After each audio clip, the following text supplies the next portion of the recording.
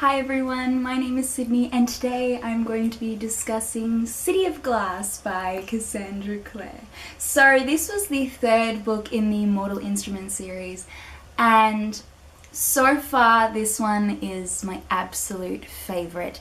The whole book was extremely epic. There were twists and turns everywhere you went. The characters had such great development. We met some new characters and just overall, this book it answered a lot of questions and it was just so good. You guys have to read this series if you haven't read it. For those of you who don't know what it's about, it involves downworlders, which are vampires, werewolves, warlocks, fairies, and also shadow hunters. There are demons in the world and shadow hunters are the ones who deal with the demons.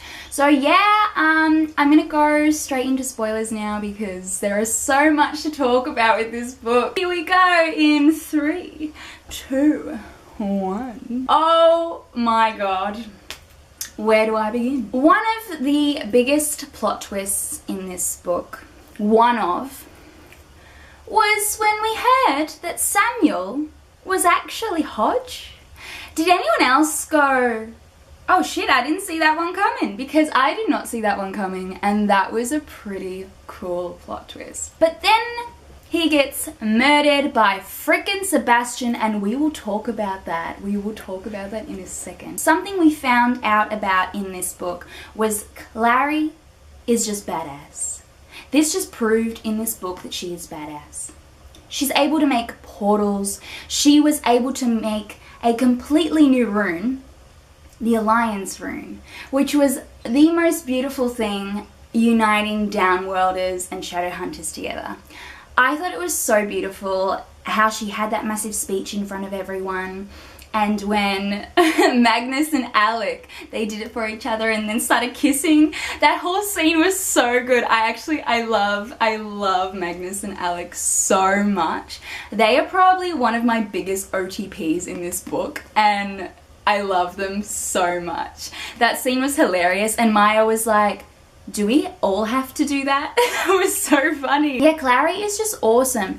I love that she's able to create new runes that no one has seen before. And there's such powerful runes. It's pretty awesome. But oh my god, Clary sometimes can have such stupid ideas. When she was in Alicante and she met Luke's sister, Amatis, that was really cool. But she met her and they were staying at her house and just one day she decides to leave the house, not even knowing anything about this new place that she's in. Just leaves the house, goes on a little detour. That was kind of stupid because Clary does not know the place. She would not know her way back to the house. At least wait for Luke to get back. At least wait for someone to go with, because what if you don't make it out alive? What if you're not able to find your way back? What if you encounter someone who's freaking crazy who wants to kill you along your way? Like, luckily enough, she was fine. But who helped her back?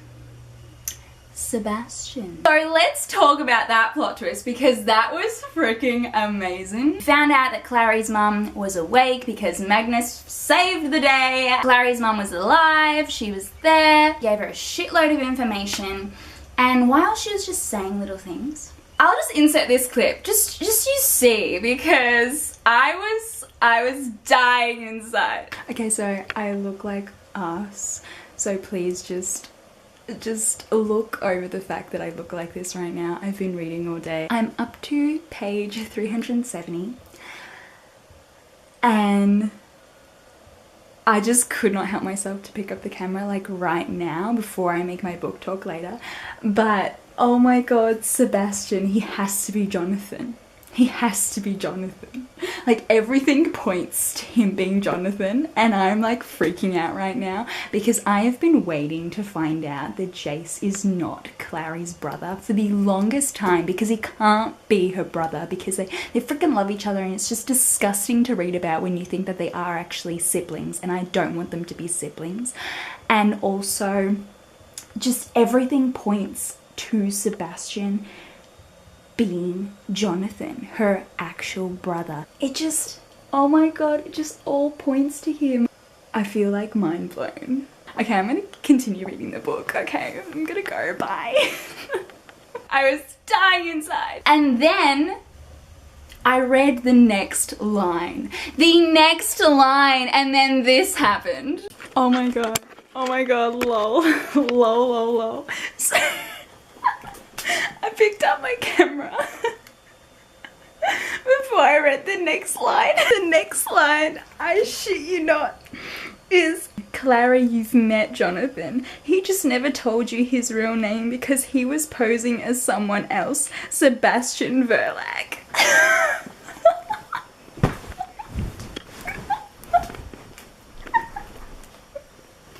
I fucking knew it. I fucking knew it. Oh my god. Oh my god. You know how funny it was? I do have another theory. I think that Sebastian is still alive and they still have to like battle against him. He's gonna try and finish what Valentine started. But another thing, when Clary and Jace were still considered siblings and they were telling each other they loved each other and they wanted to sleep in the same bed with each other. Oh my god, it just made me cringe so much because, like, if you think your brother and sister, like, it's just so wrong. So finding out that they weren't brother and sister was just an alleluia moment. Thank you, Cassandra Clare. But freaking Clary has issues, mate. She's got issues because she kissed her real brother, Sebastian. And obviously she was like, oh, this is wrong. But they kissed anyway, so girl, you got issues. One of the saddest scenes was finding out that Max died because of Sebastian. Sebastian murdered him.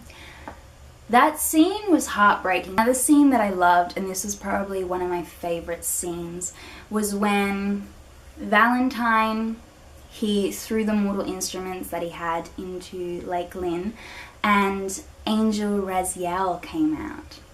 That scene was so beautiful in its entirety. The angel telling Valentine that he will not grant his wish because his is for pure evil, and then him turning to Clary and he's so golden, just seeing it whilst reading it, imagining it was just so beautiful. And he turns to Clary and he tells her that she is the master and that she can wish for anything. It was beautiful that she just said Jace, because Jace was killed by Valentine and he was brought back to life. It was just so beautiful. And knowing that they're not siblings anymore whilst reading it was just icing on the cake. It was beautiful. The triangle between Simon, Maya and Isabel. So I don't know which one I kind of want him to be with. I think I want Simon to be with Isabel, probably. But I really like Maya as well. I think it would be awesome if a vampire does end up with a werewolf. I think that would be freaking cool. Whoever he ends up with, I'm gonna be happy no matter what, because they're all such fantastic characters. So this was an epic moment which was kind of brutal for Sebastian, but I loved this on page 426. He taught me that there's a place on a man's back where if you sink a blade in, you can pierce his heart and sever his spine all at once, Sebastian had said. I guess we got the same birthday present that year, big brother, Jace thought, didn't we? That was epic. That was epic. But yeah, so that was the book City of Glass. I absolutely loved this book. Oh my gosh. Please let me know what you thought in the comments down below. I'm excited to read the next book, but I'm going to be reading The Infernal Devices, the first book of that one first, because I have decided to go in order that everyone has been saying to go in order of reading these books, which is the publication order. Also, just before I leave, I just wanted to say the cover of this, to me at the beginning, was so freaking confusing. I first thought it was Simon and I was like, it can't be Simon because he doesn't have runes. And then I was like, no, maybe it's Alec. And then when I was like, oh my god, I know who Sebastian really is. I know. No one else knows. I know. I was like, no, it must be Sebastian. So it's actually Jonathan, right? It's Jonathan, right? Because he's got the runes, he's got the wings, and they're all red because he's freaking demonic. And he's got the black sword. So it must be Jonathan, right? Thank you guys for watching this video. I hope you enjoyed it. As usual, bye!